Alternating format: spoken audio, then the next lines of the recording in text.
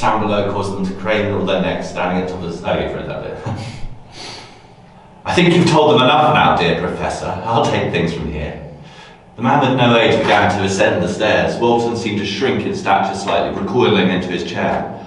My dear Frankenstein, I thought perhaps you might let me. I wanted to explain a little of our work, why our disagreements, I must know why they are here, surely. Frankenstein's gaze does not waver from John and Claire as they stood awkwardly before him. When he spoke, his voice was firm but smooth, intentionally soothing, but undercut with steel. Pleased to meet you, Claire. Pleased to meet you, John.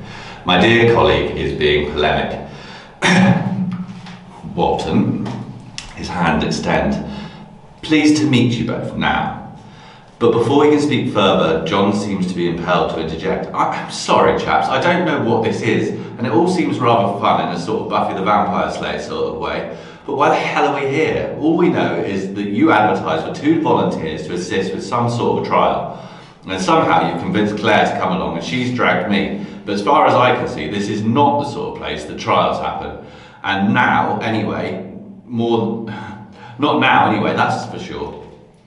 John's got himself fairly worked up by now, and realising he's on his feet, looks from Claire to Walton to Frankenstein before petering out. Frankenstein smiles at Walton and then at John. The pause and the silence is brutal. The clock ticks. Walton appears to be holding his breath. Frankenstein smiles. His eyes do not. More a learned action than a rictus grin, but no less sinister.